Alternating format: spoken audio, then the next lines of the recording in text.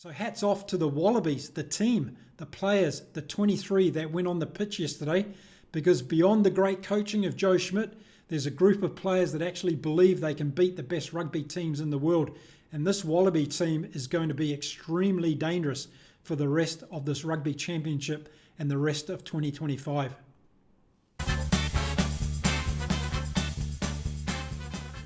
G'day everyone, welcome to Inside Rugby with Mark, and as I promised I was going to come back today and talk a little bit more about the Springboks and what happened. There's a lot of hyperbole out there on the internet at the moment about this one game that the Springboks had lost and how it's going to change the world of rugby overnight. Well, I've got a few things to say about that, so stick around in this video.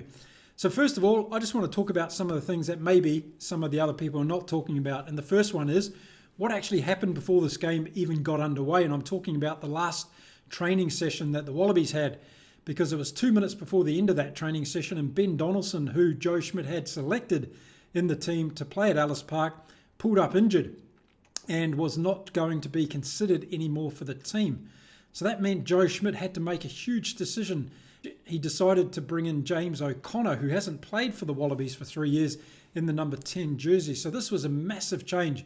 And I think a lot of people, particularly me included, thought this was going to be a bridge too far for the Wallabies without their aspiring number 10s in the jersey. I thought Tom Lynagh had got better throughout the British and Orange line series, and I just thought that he might be the man to do something good against the Springboks. So having James O'Connor come in, yes, he's got a ton of experience, but he just hasn't played for a long period of time with the Wallabies. So that was going to be a big factor to see how that went. Then we had all the talk around how long was Will Skelton going to last at altitude? Was he going to bomb out after half time? And then, of course, there's all the talk around the forwards. How much was Rob Valentini going to be missed out of this Wallabies team? How was the bomb squad just going to annihilate the Wallabies in the second half when they came on? And then in the meantime, what were the Springboks forwards going to do to the Wallabies up front? That was another big question mark coming into the game. And then you had all the talk around the Grant Williams, Manie Libbok, and the great backs from the South Africans that were going to score try after try after try against this Wallaby team. And the floodgates were going to open up on this particular day at Ellis Park. Well, as we all know now, the game got underway, and I must say South Africa controlled the game brilliantly in the first 10 minutes. In fact, I haven't seen them play with such great control and dominance in a game for quite some time. In particular, the way they executed that. I thought Grant Williams with his box kicks when they were in their half to get them out, and then Manie Libbok controlling the game around the field, but the forwards were doing a fantastic job from South Africa. There was a lot of short runs. Eben Etzebeth came into the game really early and played very well. De Jager was there as well, doing some good punches up the field, and we saw Peter Steph du Toit out in the outside channels, and I thought he started off the game very well for the Springboks. So by the time Ardense had scored his try, Etzhazen has scored his, and then we saw Sia Kolesi go over for his try, everybody thought, well, that's it. It's done and dusted, and the Springboks are going to get to the finish line pretty easy here. And we all know what happened next. It turned around. So why did it turn around? Because South Africa ended up having the majority of possession in this game. South Africa ended up having the majority of territory in this game. So for me, it came down to a number of things. The first one was this Australian team, they never give up. They're there playing for each other until the end of the game. And I remember taking a note of that game in Sydney last year against the All Blacks when the Wallabies really started to push. And if you watch that game again, you'll realise the Wallabies probably could have won that game if they had another 5 minutes on the clock. They were storming home over top of the All Blacks. Now, it didn't go too well the next game for the Wallabies against the All Blacks in Wellington. And of course, they had that shocker result in Argentina when they went over there as well. But something was brewing within this Wallabies group, and I could see it what Joe Schmidt was trying to do. He'd given a lot of new players an opportunity to play, which is something I love and I talk a lot about on my videos. I hope more coaches would do. And then once he's got his team that he wants to play on a regular basis, he plays those players, gives them the opportunity to build confidence. But I think what this game actually showed us is that when you don't have a 23 that play on a regular basis together, then the cracks start to appear, the combinations go away.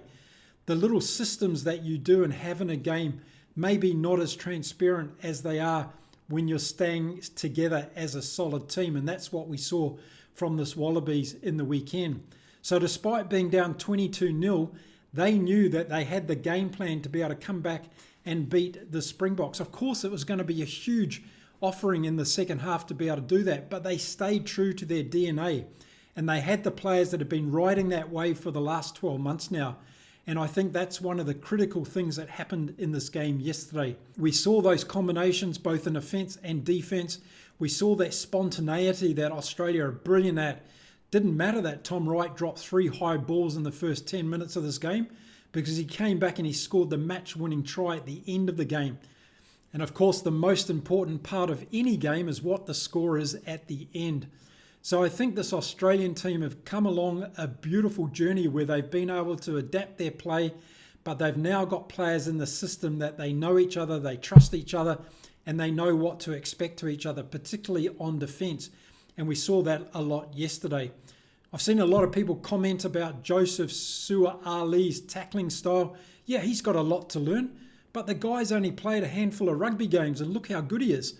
And look at what he did to disrupt the flow of play yesterday. He nearly got a second intercept yesterday, which could have been absolutely pivotal at that stage of the game as well. So I think South Africa's constant experimenting with different players and different teams is actually hurting them at the moment. And I like to see Russie go back to picking his best team, staying with them and letting them get their combinations together. Now, another interesting point that came out of yesterday's game was Will Skelton lasted 57 minutes. So almost 3/4 of the game, Australia had him on the field doing what Will Skelton does very well. He wasn't an outstanding performer yesterday, but he did all the big things well that the Australian Wallabies needed. And what was very interesting was a couple of minutes after he went off, Russie made the decision to change his front row and bring on the reserves as well. And what happened then? The most critical part of the game, the Wallabies got back into the game 4 minutes later with Harry Wilson scoring that amazing try. So the question for me is, did the bench come on for the Springboks and they just weren't up to their defensive pattern and energy? And Australia took advantage of it because they played that spontaneity rugby, and Angus Bell got an amazing pass away to Harry Wilson. Where was the defence from the Springboks at that particular time? Now, I've seen a lot of complaints from South African pundits, particularly around Manie Libbok and Grant Williams yesterday. I think you need to go easy on those two, because we've seen Manie Libbok before getting a lot of hard times from the South African rugby fans. He came back to prove you all wrong. He's had one game where a couple of things didn't go too well for him. But in that first 20 minutes yesterday, he was outstanding. He was managing the game for the Springboks. Him and Grant Williams were both doing the right thing. Grant Williams was having a couple of little sniper runs as well, playing really, really well. I don't think the fault should go on the shoulders of those two guys at all. Also, I saw some great performances from the Springboks forwards in that first half. Peter Steph du Toit was out in the outside channels again, doing exactly what I said he would do in the build-up video that I made to this game. Etzebeth, I thought, was having an outstanding game. Sia was playing really, really well, very hungry to get in there, scored that good try, of course. There wasn't too much wrong with what was going on with South Africa. So there wasn't much going wrong for the South Africans. It was all about game management and the way that things unravelled in the second half.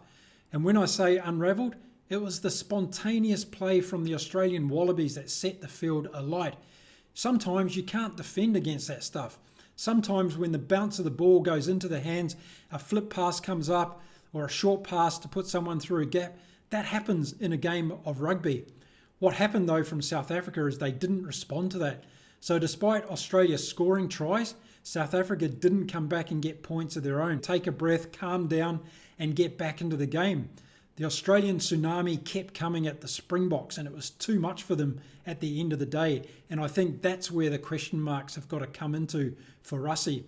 So the thinking, the leadership wasn't there. Once Kalesi came off, and I thought he came off too early in this game in my opinion, I thought it started to unravel for South Africa right there. I have no problem with them trying to play open, expansive rugby. That's the natural evolution of the Springboks team.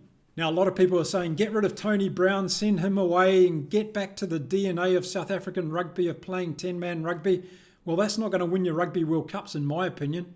You've got teams like France, New Zealand, Ireland, Argentina, and even England now, and Australia, who are playing open, expansive rugby. And they're doing it at a very high skill level. So you need to be able to compete with that. You need to be able to score tries, and lots of them in a game. We saw the All Blacks put on 41 points yesterday against Argentina, despite not having a very good backline. We saw the Wallabies put on 38 points against the Springboks. So no longer can you win a game, more or less, when you've got 20 points on the board. You need to be scoring more tries. South Africa have got the artillery. They just need to be able to make sure they can play that game for 80 minutes. I talk about teams being able to respond when the momentum goes against them. I talk about how teams cannot play 80 minutes full-on rugby. We saw a fantastic 60 minutes from Australia yesterday, and that's what won them the game. If the Springboks had come out and played 20 minutes of great rugby in that second half, they would have won that game, no doubt about it. But they weren't able to do it. So when that momentum shift comes in a game, you have to have something to be able to respond. Whether change the game plan, slow the game down, go back to your core and your DNA, and then start taking balls out wide. I think that would have had a better result for the Springboks yesterday. So I think for all those haters and distractors, I think Nick White stood up yesterday and played a damn good game for the Australian Wallabies. He wasn't in the referee's face all the time. He was playing rugby. He was focused. He was helping his team out. And he was great with some of those box kicks, getting Australia out of some of the pressure they were under in their 22. So for all the haters and doubters of Nick White, I think we need to take one on the chest on this one. I think he had a damn good game yesterday. Harry Wilson inspired me from number 8. I think he's a great leader of this Australian team. They obviously follow him around the park, and I hope he's okay with that knee. I haven't heard anything yet, so if you do know something about Harry Wilson's plight as a result of yesterday, let me know in the comments. So there we go. I think it comes down to the Springboks not really having the game plan to go with it early in the second half. If they come out and scored another 7 or 10 points, it would have been done and dusted, but they weren't able to do that. So now Russie has to regroup this team, and this is going to show really what this team is made of, in fact, the squad and what they're made of. Is Russie going to depend on these guys again, or are we going to see a whole new team again? And what impact is that going to have in Cape Town next weekend? I think the Australians must be rubbing their hands together with this opportunity right now, because Russie's going to react in a way to try and win that second game. He has to. And that could play into the hands of the Wallabies very nicely. But I think what we saw, the most thing for me we saw yesterday out of that game with the Springboks and the Wallabies was rugby is healthy at international level. And we keep talking about it in videos like this, how any team in the top 8 can beat the top teams on any given day. Well, that's been proven beyond a doubt yesterday with what the Wallabies did against the Springboks. So it doesn't matter whether you're Ireland, New Zealand, South Africa or France, beware, because you can be taken down at any particular time. So did Joe Schmidt outplay Russie yesterday? I don't think so. I think Joe Schmidt did his job. He left it up to his players. He believed in his players. He told his players what to do before the game. They went out there and executed. And more to them, because after 20 minutes when they were down by 22 points to 0, they didn't throw in the towel. They didn't give up. In fact, they united more than ever. They came together as a team behind that gold jersey, and they got stuck in for the rest of the game. And as a result of that, they ended up scoring 38 points when the Springboks couldn't score another single point.